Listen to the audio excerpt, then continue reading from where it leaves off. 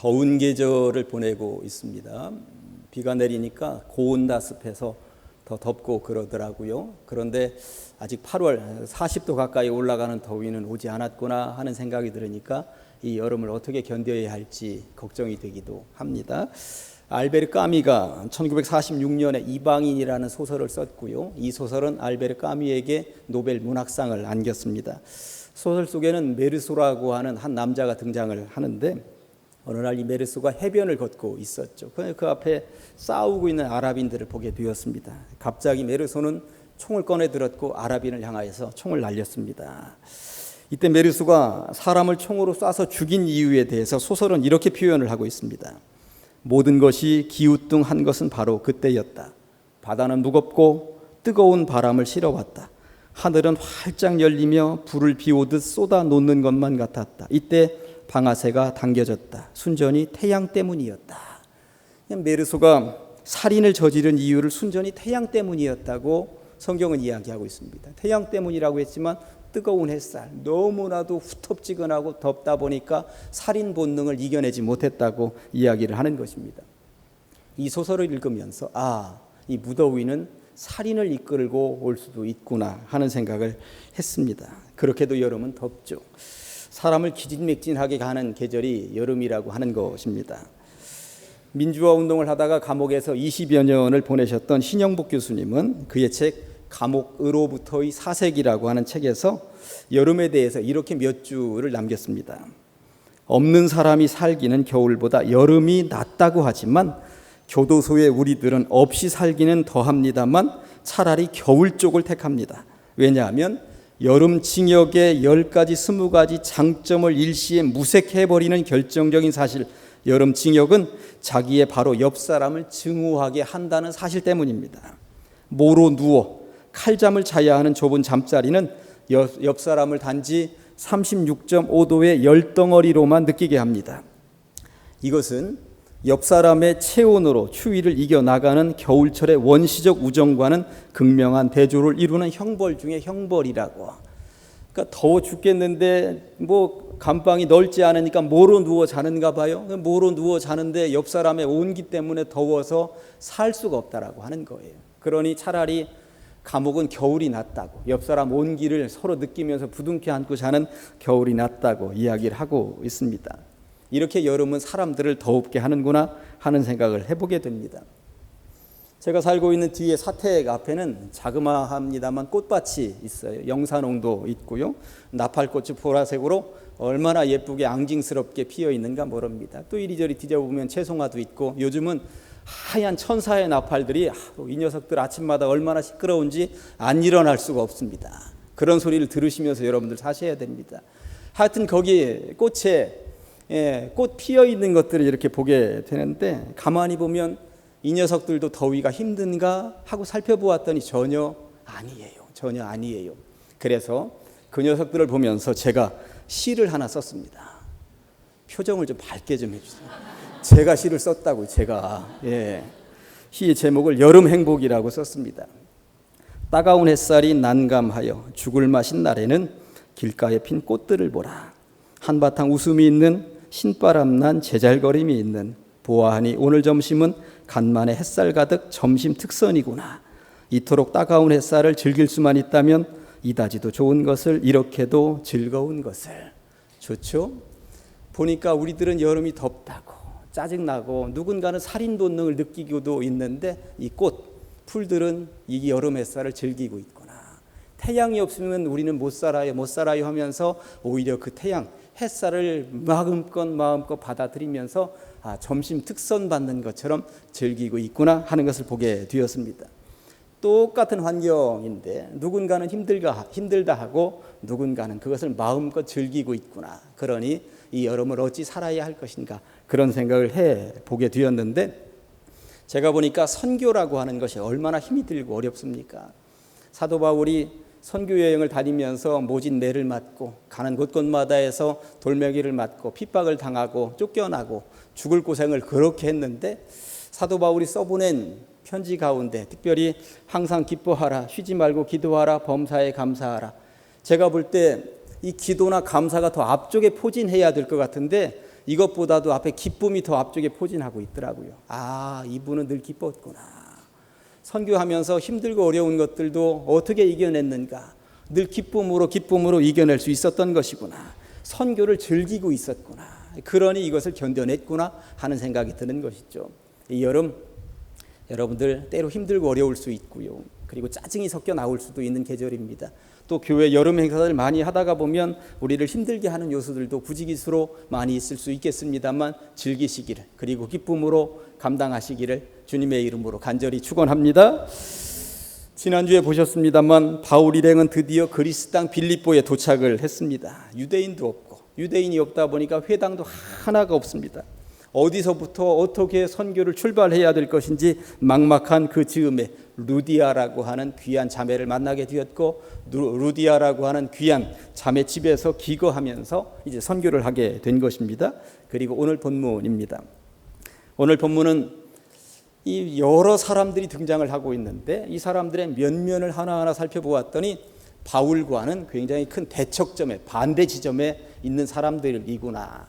바울은 오직 주님만 의지하면서 여기까지 걸어왔는데 그 인생들은 어딘가에 붙잡혀서 살아가고 있는데, 그 붙잡혀서 살아가고 있는 그 모습들이 어찌 보면 우리들의 모습 아니겠는가 하는 생각을 하면서 제가 교훈을 좀 얻어보았습니다. 과연 어떤 사람들이 등장을 하고 이 사람들은 도대체 어디에 질질 끌려다니고 있는가, 그 이야기를 해보도록 하겠습니다. 첫째, 귀신 들린 여종 하나, 요 이야기 하겠습니다. 16절에 보면 우리가 기도하는 곳에 가다가 점치는 귀신 들린 여종 하나를 만나니 점으로 그 주인들에게 큰 이익을 주는 자라고 이야기를 하고 있습니다. 바울 일행이 길을 가다가, 기도하러 가다가 여종 하나를 만났다고 하는 것입니다. 여자아이였을 것입니다. 10대 젊은 아이였을 것다, 그러니까 여자아이였겠다 하는 생각을 해보게 됩니다. 맑고 밝게 자라야 하는 소녀였습니다. 부모의 밑에서 교육도 받고 부모의 사랑을 받으면서 자라야 하는 아이였습니다. 그런데 이 아이가 귀신에 들렸다고, 그리고 점을 치면서 살고 있었다라고 하는 것입니다. 그러고 보니 귀신에 질질 끌려다니고 있는 여자아이였다 하니 우리나라 우리말로 하면 처녀보살이었구나, 처녀보살이었구나, 그렇게 이해를 하면 틀림없는 거예요. 틀림없는 것입니다. 대전에 제 친구 목사들이 여럿 있어요. 절친하게 지내는데, 한 명은 계족산 휴양림 입구에서 장동에서 목회를 하고 있고, 한 명은 신탄진 쪽에서 목회를 하고 있는데, 몇 년 전 거의 비슷한 시기에 바로 교회 앞과 옆에 무당집이 들어섰어요. 장동에서 목회하는 친구네 집에 가 보니까 이 사택에서 문을 열고 벌컥 나오자마자 바로 그 골목을 나오면서 바로 맞은편, 길 맞은편에 집이 하나 있는데, 그 집에 무당 깃발이, 빨간색 하얀색 깃발이 딱 선 거예요. 그러면서 밤이면 촛불을 저 반대편에다가 켜놓고 이쪽으로 문으로 자기의 실루엣, 이 비는 지성을 드리는 모습의 옆모습이 보이도록 해놓고 밤이면 밤마다 그러고 있는 거예요. 그러니까 내 친구 목사가 방문을 열고 골목을 나서려고 그러면 그게 가장 먼저 보이는 거예요. 왜 그랬겠을까요? 싸움을 걸어온 거죠. 이게 내 친구 목사에게 싸움을 걸어온 것입니다. 신탄진에서 목회하는 그 친구 집도 마침 그 즈음에 놀러 갔는데, 교회 바로 옆에 새로운 사람이 이사 왔는데 무당 이사를 온 겁니다. 그러면서 교회 쪽 담장에다가 깃발을, 이제 빨간색 하얀색 깃발을 크게 올린 거죠. 그러면서 꽹가리 두드리는 소리가 나는데 주일 낮 예배 시간에는 더 세게 두드린다고 하는 거예요. 예, 이 친구, 이 양반도 싸움을 걸어온 것입니다. 그런데 두 친구가 이제 대응하는 방법이 다른데, 장동에 있는 친구는 그 깃발을 보면, 깃발도 보고 실루엣도 쳐다보면서 계속 기도만 합니다. 하나님 꺾어 주시옵소서, 하나님 꺾어 주시옵소서 기도만 했는데, 어느 날 바람이 엄청나게 몰아치더니 정말 깃발이 꺾였어요. 정말 깃발이 꺾였어요. 정말. 그런데 이 깃발이 꺾이고 그러면 이 깃발 세우는 것도 함부로 못한다고 그러더라고요. 무당들은 나를 봐야 된다고. 그러더니 정말 이사를 가버렸다고 하는 거예요. 이게 아무래도 교회 옆에다 세웠더니 안 되겠다 싶었는지 깃발 꺾이고 나서 그냥 밀려나서 갔다는 것입니다. 근데 신탄진에 있는 친구 목사는 대쪽이거든요. 대쪽이거든요. 주일날 그렇게 꽹가리를 주일날 예배 드리는데 계속 두드려 대니까 안 되겠다 싶어서 그냥 그 집 문 벌컥 열고 들이갔습니다. 깃발 내리라고. 못 내린다고. 내리라고. 못 내린다고. 그럼 내가 내린다고. 알아서 하시라고. 그래 깃발을 뜯어가지고 싹둑 잘라가지고 발로 그냥 깃발을 막 지근지근 밟았다고 그러더라고요. 그 얘기를 들으면서 아니 어떻게 하려고 그랬어? 어떻게 하려고 그랬어? 아니 내가 이기지 지가 이기겠어? 그래 가면서 그랬더니 이 기가 센 목사를 만났다고 생각이 들었는지 그냥 이사를 갔다고 그러더라고요. 어쨌든 기도로 이겨낸 목사도 있고 그 깃발을 자기가 직접 끄집어 내려서 자근자근 밟아서 이겨낸 목사도 있고 이 옆에가 지금은 공원이 되었습니다만 한때 이쪽 주차장 앞에 빨간 깃발, 하얀 깃발 무당집이 와서 있었던 것 여러분들 기억하실 것입니다. 저는 문을 어느 날 사택문을 열고 나오는데 깃발이 선 것을 보면서 깜짝 놀랐습니다. 그러면서 저 양반이 우리한테 싸움을 걸어오는구나. 둘 중에 하나일 거라고 생각을 했습니다. 하나는 무당계의 초짜이든지 겁이 없는 거 보니까 무당계의 초짜이구나. 아니면은 기가 센 무당이든지 둘 중에 하나일 거다. 그런데 저 깃발을 빨리 내리지 않으면 우리 성도들이 나를 무시하겠구나 하는 생각이 든 거예요. 아니 사택 앞에 저렇게 깃발이 오래 서 있는데 우리 목사님 아니 저걸 못 끄집어 내리고 그런 생각을 하겠다. 왜 그러냐면 목사님 괜찮으세요? 하면서 지나가는 권사님도 계셨고요. 목사님 어떻게든 이겨내셔야죠 하는 성도님도 있었어요. 실제적으로.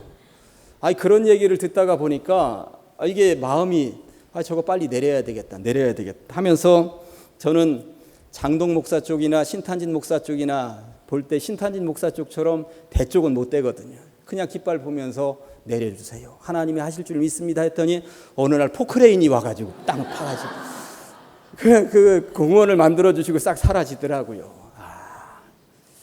결국 하나님이 알아서 해결해 주시는구나 하는 생각을 해보게 되었습니다. 오늘날 이 시대에도 문화체육관광부에 의하면 공식적인 무속인만 해도 30만 명이라고 그럽니다. 이 나라 대한민국에.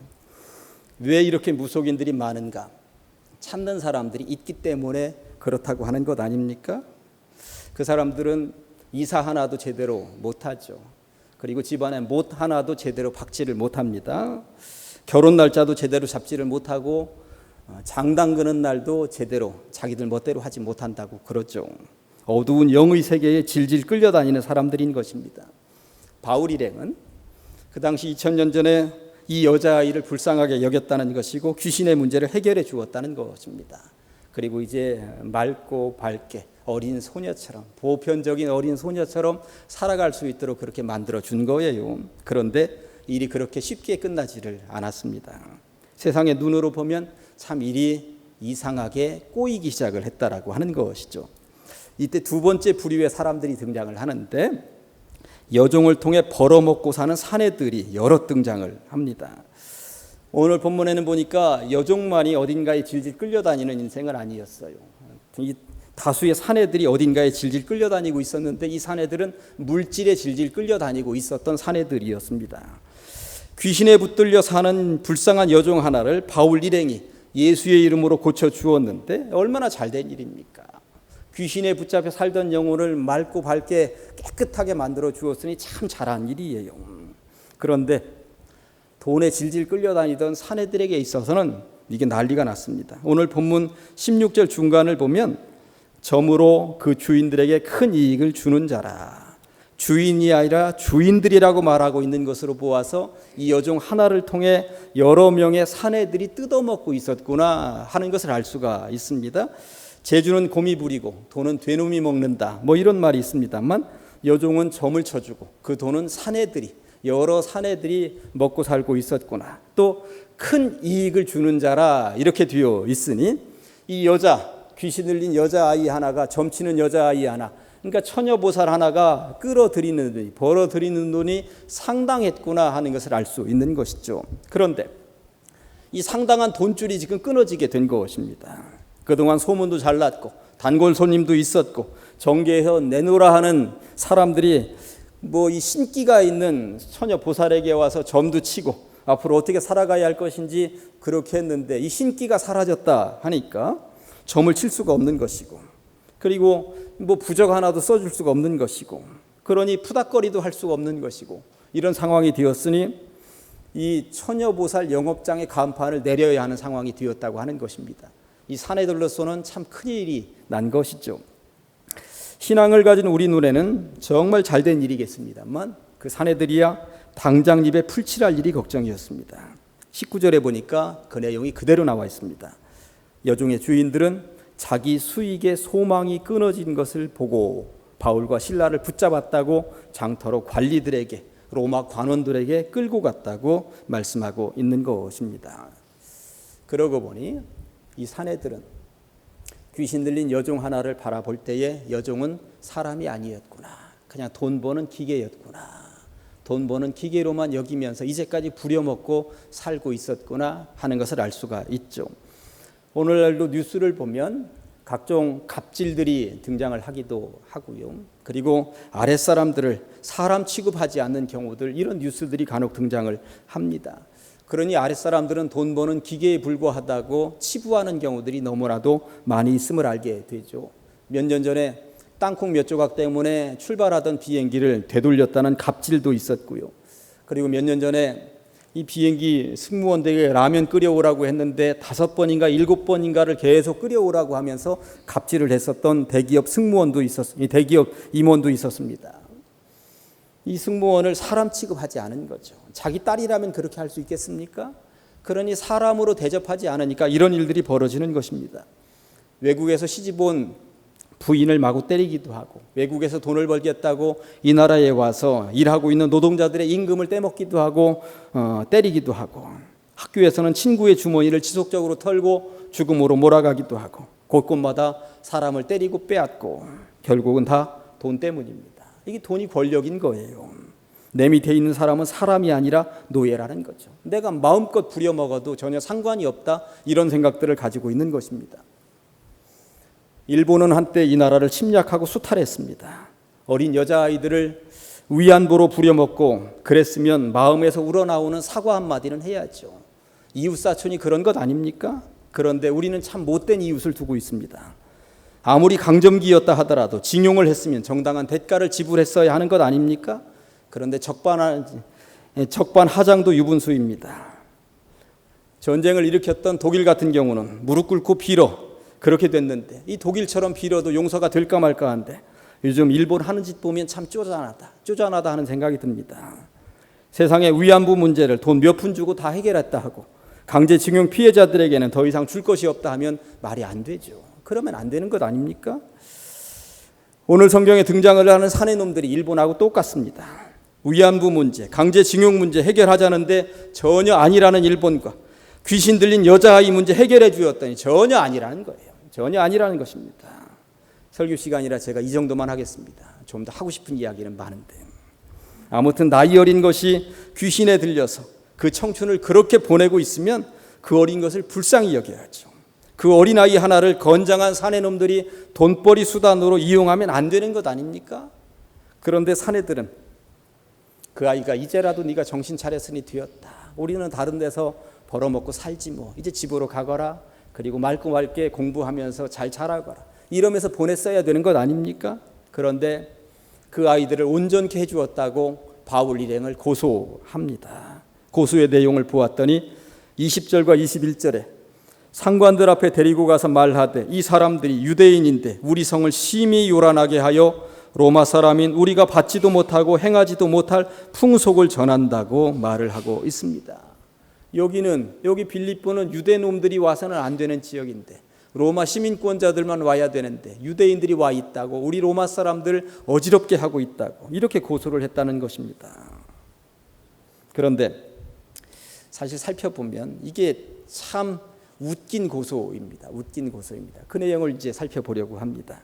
여기 등장하는 부류가 세 번째 부류, 로마 관원들이 등장을 합니다. 로마 관리들. 첫 번째 부류는 귀신에 의해 질질 끌려다니고 있는 여종 하나, 두 번째 부류는 이 여종을 부리면서 돈에 눈이 멀어서 이 돈에 의해서 질질 끌려다니고 있는 사내들, 이 세 번째 이 고소를 접한 로마 관리들은 도대체 어디에 끌려다니고 있을까요? 고정관념에 끌려다니고 있었습니다.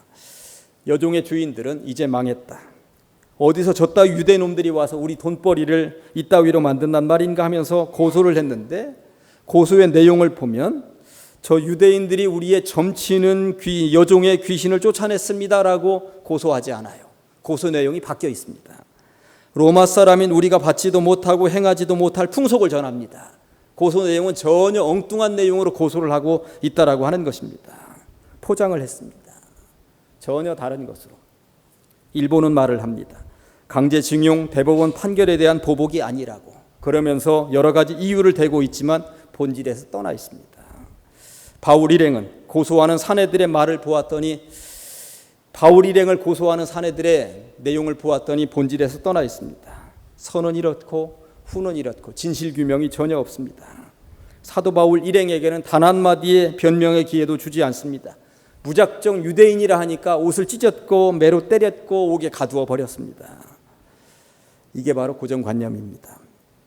사실 사도 바울은 이중 국적을 가지고 있었어요. 유대인이기도 했지만 로마 시민권자였습니다. 그런데 로마 시민권자라고 하는 것을 내 다음 주에 보시게 될 37절 말씀에 로마 시민권자라고 하는 거 그때서야 드러내는데, 아니 왜 매를 맞기 전에 로마 시민권자라고 하는 이야기를 좀 하지, 그러면 정식 재판 맞고 이렇게 모진 매를 맞지도 않을 텐데, 이런 생각을 하는데 매를 맞기 전에 뭐라고 한마디 하지도 못할 정도로 그냥 달려들어서 매질을 했다라고 하는 것으로 풀이할 수밖에 없습니다. 고정관념이 이렇게 무서운 것이죠.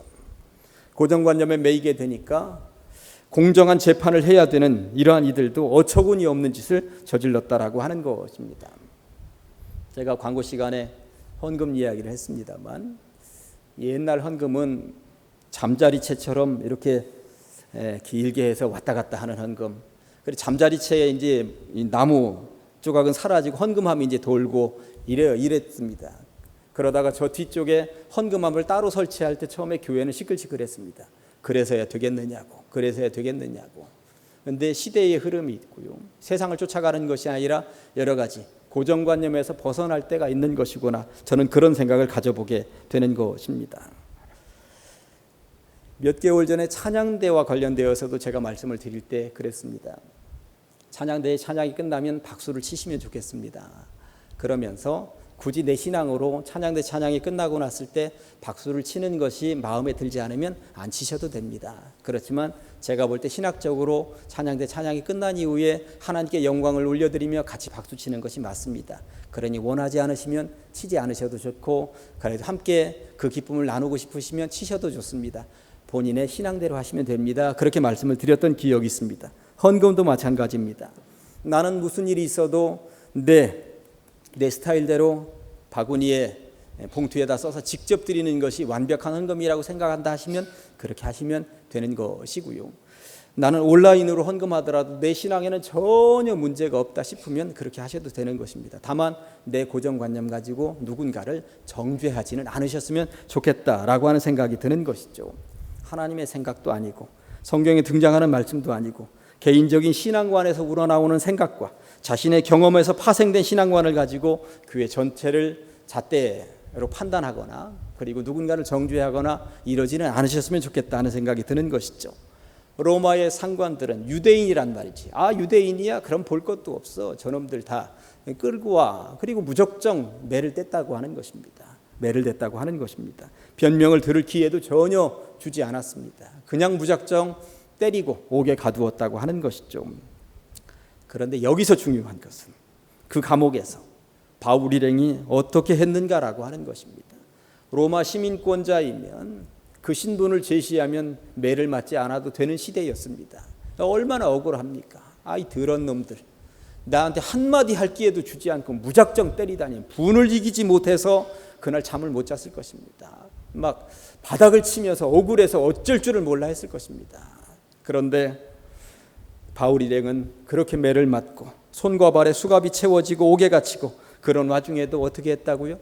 기도하고 찬송했다고 성경에 나와 있습니다. 뭐라고 기도했을까요? 억울하다고 기도했을까요? 그렇지 않은 것이죠. 하나님께 힘을 달라고, 이겨낼 수 있는 힘을 달라고 감사하며 기도했고, 찬송은 감사가 주로 숨겨져 있는 내용들입니다.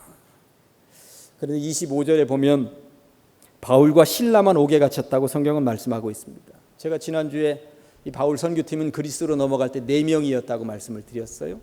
바울, 실라, 디모데, 누가였습니다. 그런데 왜 2명만 옥에 갇혔을까? 나머지 2명은 어디 갔단 말인가?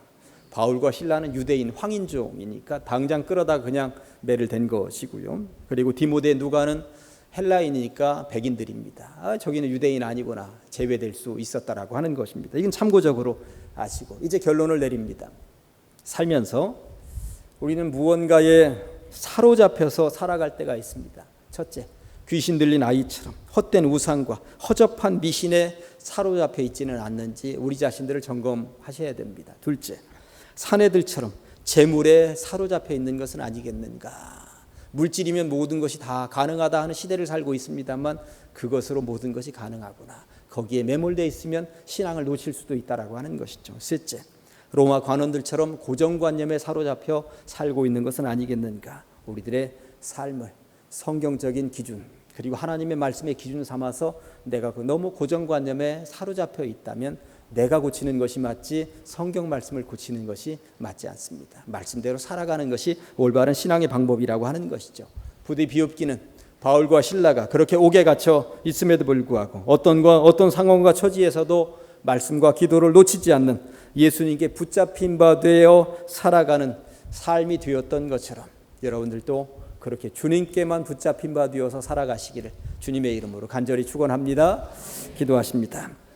하나님 아버지, 감사합니다. 주님의 은혜가 이곳에 있음을 기억하며 달려나오게 하시고 말씀을 통하여 은혜 받게 하시니 감사합니다. 무엇인가에 붙잡혀 살고 있는 우리들의 인생입니다. 헛된 우상과 허접한 미신에 사로잡혀 있는 것은 아닌지, 재물에 사로잡혀 있는 것은 아닌지, 고정관념에 사로잡혀 있는 것은 아닌지 우리의 삶을 점검하게 하여 주시옵소서. 무엇보다도 바울과 실라가 그렇게 모진 매를 맞고 옥에 갇혀 있음에도 불구하고 기도하며 찬송함으로 예수님께 붙잡힌 바 되어 살아갔던 것처럼 우리들도 주님만 붙잡고 걸어가는 복된 인생 되게 하여 주시옵소서. 예수님의 이름으로 기도합니다.